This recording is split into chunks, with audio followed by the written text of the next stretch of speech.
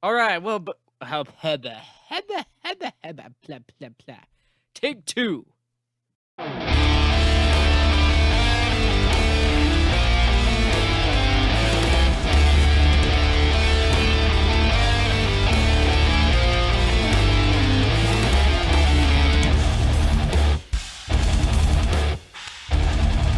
Welcome back to Starcaster Remarks. This is Ryan. I'm back with Chris. Howdy. I guess we had to make this intro more exciting for the Yeah. lack of excitement in the game. That's exactly what I'm thinking. Yeah. It's like, Yeah, I'm down for it. That sounds good. Let's do it. and you know, we were all expecting like a crazy game. You know, we're in the conference finals, and then we play a game like that. It's like, what the crap? I mean, we played a perfect Dallas Stars regular season game. No one can That's what I score. was thinking. A defenseman scores the goal. All right, good enough. Then all right, they don't get to score anymore. That's it. we're good.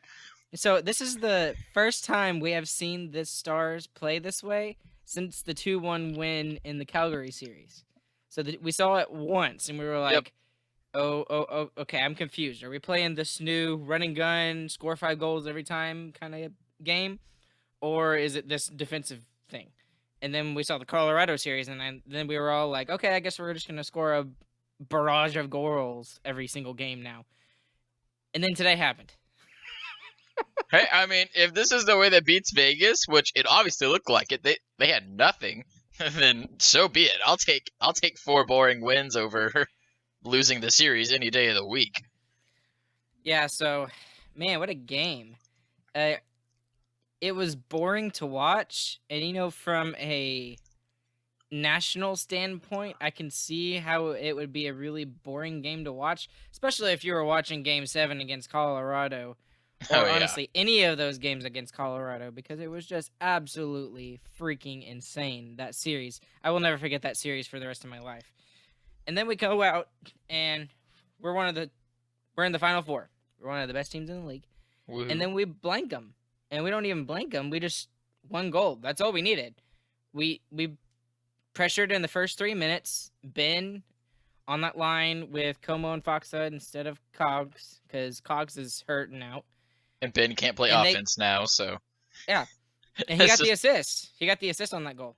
That's all they needed. They just needed that one goal. Yep. Yeah, and it looked like, so every time the Hintz Gurianov Kiviranta line was out on the ice, they always had a chance, it seemed like. They played a great game again. Kiviranta has more confidence than he should, definitely. He was making all kind of stick handling plays. So I hope he can keep that confidence up throughout the rest of the playoffs. But they played a great game. And I think the Ben Fox Como line, they were all right. They got the goal, obviously, but it didn't seem like they were pressing most of the time. But it was just overall a good team win, I guess. I mean, there's not much else we can say about it. I mean, Dobby played well. He played a good game. It didn't look like he played a shutout, though. There wasn't really a huge save. So, I mean, I'll take it, but. So I don't know if you saw on one of the Facebook groups, they were talking about, what do you call the Kiviranta, Hintz, and Gurianov line? And they were just trying to come up with some names. And there was actually some pretty good ones for that line. There was 2 Finns and a Ruski. I thought that was pretty good. And there was another one that said, what was it? Russian and Finnish? Russian Finnish line. So because Russian Finnish. The Russian Finnish line, because they finish on the rush. Big brain. We need something snappier. Yeah, but you know, it's also because Guryanov's Russian and the other 2 are Finns. So, yeah. But Kiviranta still looked good. And, you know, we can't expect him to score. Yeah, one of the tweets on Twitter was just like, wait, this Kiviranta guy, I thought he was going to score like multiple goals every game. What gives? Yeah. Kiviranta played terrible this game. Unacceptable. We need to bring Cogs back. Yes. When you don't score 3 goals in a game, you suck. End of story. Unacceptable. Especially if your name is Yoel Kiviranta. Okay. All right. So, man of the match. Who's our man of the match? Dobby, I guess. Yeah. Dobby gets the shutout, so he, he obviously has to play good to get a shutout. So it's not like he played. I'm not saying he played bad. He played really well. He held on to a lot of rebounds, which is his main problem.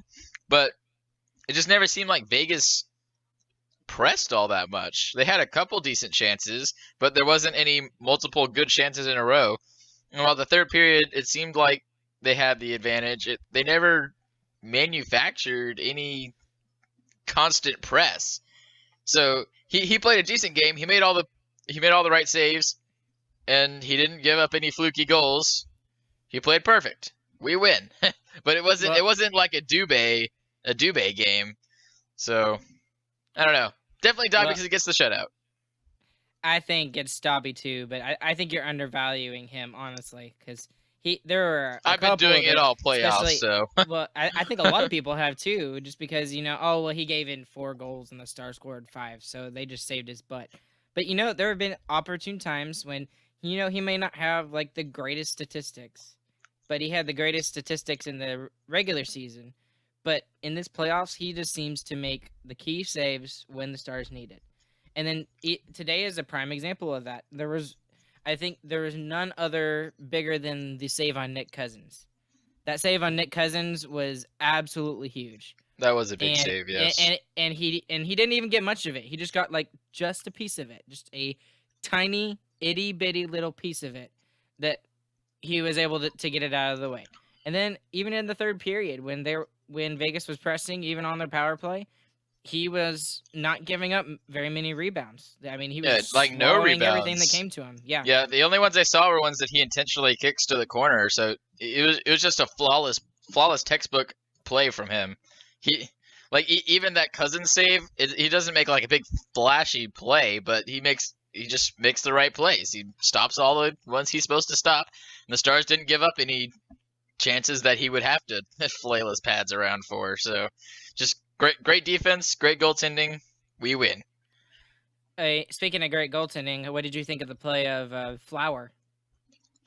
I think he played really well. I think the Stars I do had too. multiple chances where they could have scored goals. We could have easily had 3. We could have Maybe easily 4. had. We could have had 2 after the first period. So I think he was outstanding. I know Vegas is going to call for his head, tell him to put Leonard back in. But so I expect to see Leonard next game. But Yeah, I don't.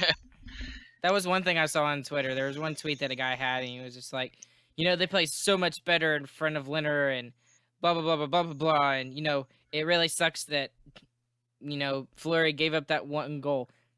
It was one goal. Yeah, difficult to When you blame your when you goalie when you don't score a goal the whole game.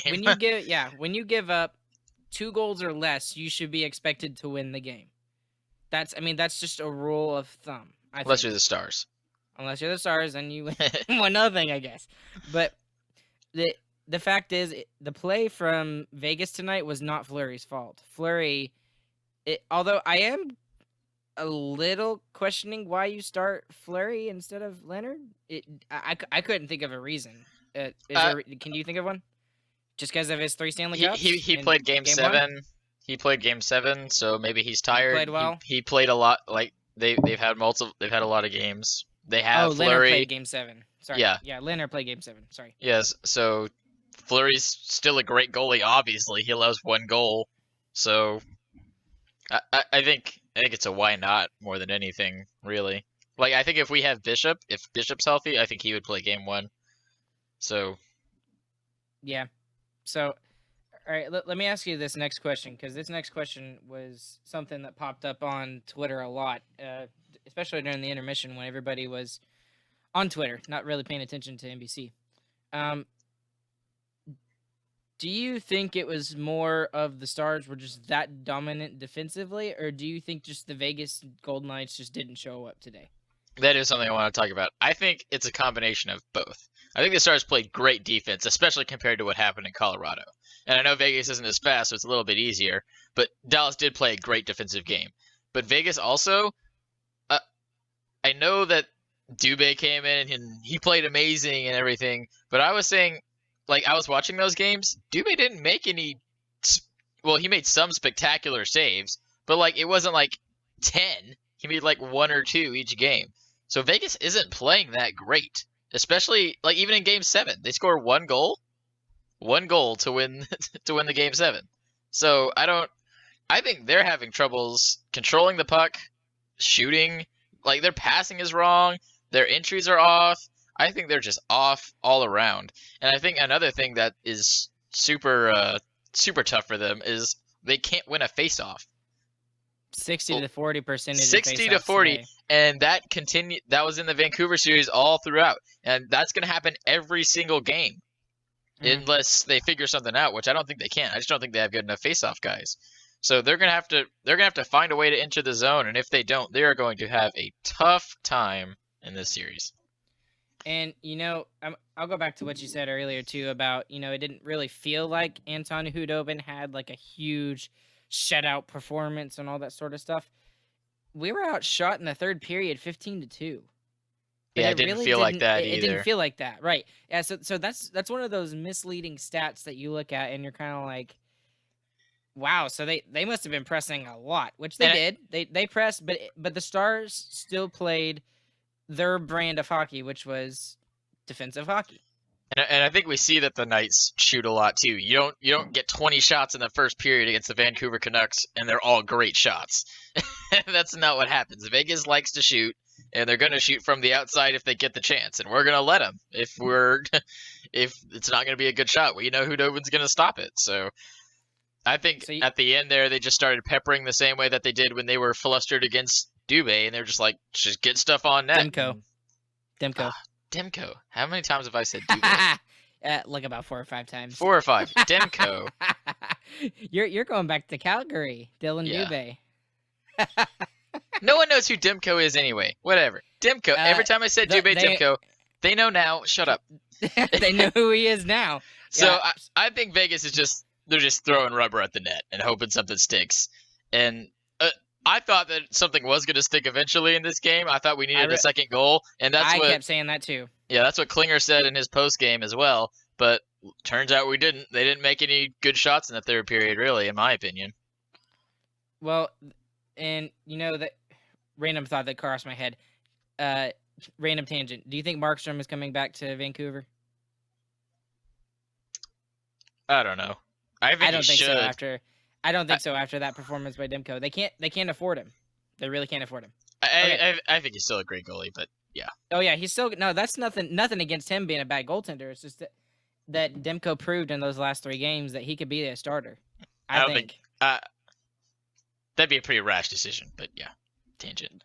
Well, I mean, you got to make rash decisions when the cap is going to stay at 81.5 until the league starts making money again. True. Anyways, so both goaltenders were fantastic today. Fleury, nothing against him. He played like he always has in Vegas and in Pittsburgh. And yeah, that gives him the 3rd star. Yeah, Hudobin was just that much better. It just that little bit better, and then I think one goal better. Yeah, I think the Stars played better in front of Hudobin than the Vegas Golden Knights did in front of Fleury. So I think that was a big part of it. Okay, so let's talk about defense, and not defense as in like playing defense, but our defensemen.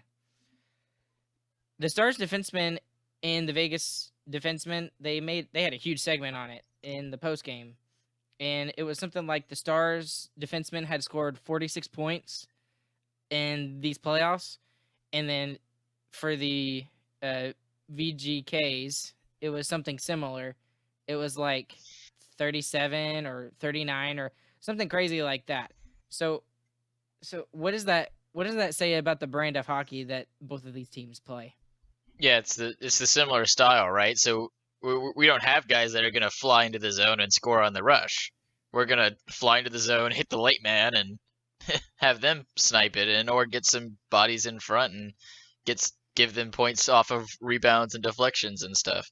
So Vegas and Dallas are very similar in that way. I think Vegas is more set in that play style, right? So we have some flashier players than they do. We have the speedy guys in Hintz and Guryanov and Kiviranta now, I guess. And Vegas doesn't really have that. They're very structured, and they normally have a much better entrance to the zone than they did this game. But yeah, I think both these teams are very similar. I think Dallas edges them out if games keep being played like this, though. Yeah, it's just that I saw a bunch of these other podcasts that I'm listening to and these other YouTube channels I listen to, and I didn't believe it at first because I thought the series was still going to be high scoring just because of what Dallas has had to do in the past two series.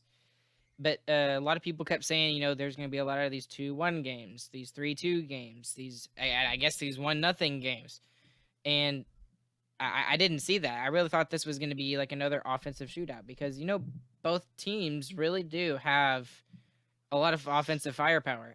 I thought less of the Stars' offensive power coming into the return to play format and everything, but I always knew Vegas had that. I mean, when you got, I mean, a lot of people can name the top six for Vegas just because they're that good. I mean, you've got Mark Stone, you've got Max Pacioretty, you've got Paul Stastny, you've got Jonathan Marchessault, you've got Riley Smith, who is a former Dallas Star draft pick, and then you've also got William Karlsson, who went and scored 42 goals his first year. So I guess I was wrong. I've been wrong a lot lately, and the Stars are still somehow finding a way to win. Yeah, I think both teams are kind of struggling offensively now. We saw Vegas do it at the end of the last series. One or two goals in the last like 3 games, which was not Well, yeah, good. yeah, one Well, real goal yeah, in the against last three goalies. games. Yeah, But I think Dallas is kind of struggling too. The only line that looked like a threat was the Guri Hints. We need to come up with a name for it. I can't say all these let's names. just call it the Russian finish line. The Russian The rush finish in line. and finish line. The Let's call it Russian that. the Russian finish line was the only one that looked offensively potent throughout the game. Really. And our defenseman did the whole game, which we need to score. So I think we got to get our guys going again, other than those three. And Vegas obviously needs anybody to get going. Nobody looked particularly good this game, in my opinion. No one stuck out from Vegas. So both teams need to find some offense. I think they're both kind of struggling. Yep. And then speaking of defense, also Klinger played an awesome game. Other than just the goal, I know he scored the goal, and that's the difference in the game. And now 4 of his 6 goals in the playoffs are now game winners, which that's huge for us. Pretty ridiculous. But what about the physicality that he actually had today? He's not Yeah. known as a big guy. He's tall, but he's very lanky. He's only like 170 pounds, something like that. And I know, yeah, he is. He's really lanky. He's not that big. But that hit on Riley Smith. Riley Smith was like going in all in him. It was like, I'm gonna pummel this guy into the boards. And John Klingberg was like, no, buddy, get your butt on the ground. Yeah. And he just took a huge hit. So the physicality is obviously going to be a difference in this series. And in Stars, defensemen showed up with that physical play today. Yep, a lot of hits, almost 100 in the whole game. 49 for Dallas, 47 for Vegas. So that's going to continue throughout the series, I think. And speaking of physical play, do you think that Ryan Reeves is that big of a difference for Vegas? I think he is. I think he's a pest. I think he's a big hitter and he can swing some stuff. So I think Vegas looked like they had no heart this game, and I think a big swing or a cheap shot or a fight could have changed something. But I think he is going to be much more dangerous in game 2, and I would definitely expect to notice him throughout the game. Right, and I'm expecting him to come out full force in game 2 because he's going to be the only fresh one. Yeah, hopefully he's skating on some eggshells a little bit, so he kind of reels it back in some. But yeah, I'm not looking forward to playing against this man's. Okay, so here's another question about Ryan Reeves, because he just really is that important of a player for Vegas.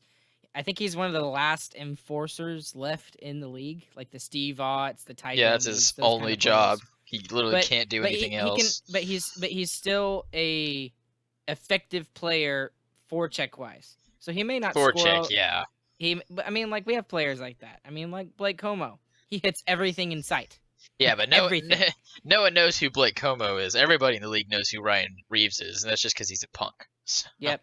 So And okay, so anyways, about Ryan Reeves, if he starts to come out and he starts to try and push us around and stuff like that, do we try to stay emotionally detached from that and not let Vegas get into it? Because that's what happened to Vancouver.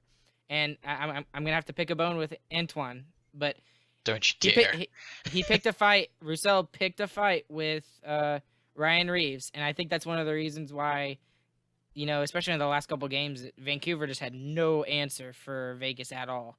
Yeah. So, it do you if he comes out and he challenges, do you punch the guy in the face, or do you just push him off to the side and say, whatever, just leave him alone? I think Ben should answer the bell. Ben can't score right now. It's obvious. He knows. The coach knows. That's why he's taking the place of where Cogliano was. So he's struggling offensively. There's lots of times where he completely lost his hands in the neutral zone and in the offensive zone. So I think if he wants to step up and make a difference in this series, he can neutralize Ryan Reeves. And every time he's on the ice, Ben can jump on the ice, pin him to the boards, make him angry. Just I think if we can keep Ryan Reeves focused on Jamie Benn and not our flying guys or our little defensemen back there, I think we'll be good. I think that's the best way to go about it. I think Roussel couldn't do it because he can't match up physically, right? So Roussel's more of like a pest. So he kind of makes you get a penalty by punching him in the face, and then he cackles and gates back to the bench. but Jamie Benn could do that and then drop the gloves with Ryan Reeves and go at it and have a good fight. So I think Ben should answer. That's a good player to step up, and it's good that I'm actually thinking of two other players that could step up that could answer that bell, because honestly, at first I was like, Jamie Alexiak should do that. Jamie Alexiak is 6'7". He should be able to punch Ryan Reeves into the back wall, right? But if you're Jamie, or if you're Rick Bonus and Ryan Reeves is coming into game 2, because he definitely will, you're telling Alexiak, you stay away from Ryan Reeves. And the reason being is because he's one of our top 4 defensemen. And we don't want Hanley playing more than he needs to. Right, and we need Alexiak on the ice. He has to be on the ice because we rely so much on that top 4. That is 100% true. We can't have Alexiak in the box for 5 minutes. It'll hurt us. Right, exactly. So that's not a good trade-off. Ryan Reeves for Alexiak, that would hurt us every step of the way. So what about Corey Perry? Yeah, I don't think he matches up as well physically against Ryan Reeves. I think Ryan Reeves could honestly beat the crap out of Corey Perry. but that's a trade-off I would be willing to take, and Corey Perry would be willing to answer the bell for that. Yes, that would be a trade-off I would be willing to make, yes. As long as it's not one of our top 4 guys, and it's someone who won't just get walked all over the way Roussel did, I think it'll be fine. But I don't think we just let him have his way and do whatever he wants with our speedy little guys. That'll really rattle them, especially since they're younger too. So, well, the good thing is that Gary Onliffe and Hintz and Kiviranta, they've been showing that physicality as well. And unfortunately for the national audience, they want to see this run and gun offense like Colorado, like Philadelphia, like Tampa Bay. But yet 3 of the 4 teams that are remaining are all really 4-line hockey. Probably a reason for that. Because it's a team sport. Yes. And one of the last things, and we'll sign off on this, they still mentioned McKinnon. Yeah, that was the series is freaking over. That Come honestly, on. I actually laughed out loud at that. So they asked about what the Stars' defense meant, and they were like, "You know what it means?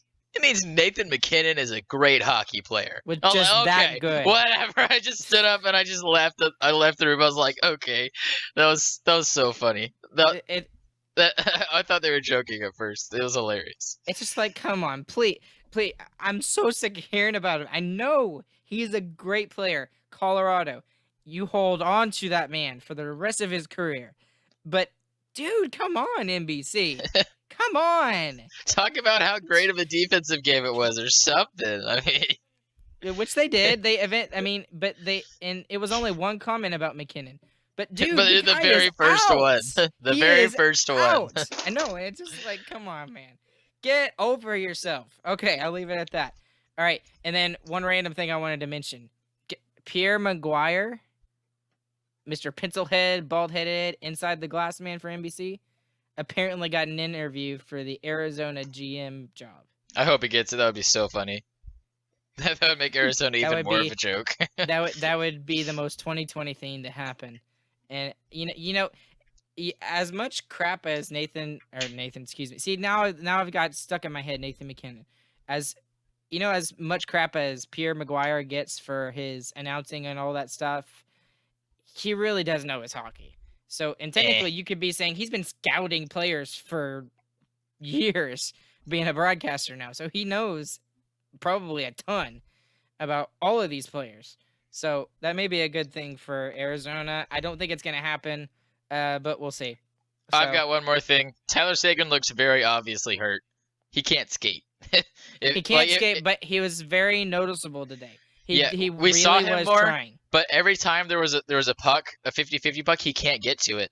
It's kind of sad to watch, actually. Tyler Seguin not being fast, but he's very obviously playing hurt, I think, now. I think he's only got like 7 points, right? He's got 2 goals, 5 assists, something like that. I don't know. And yet he's more of a passenger. He's on the back seat of this whole, thing for the Stars. So yeah. So if anyone's wondering why Sagan's playing bad, he's hurt. There's no doubt in my mind now.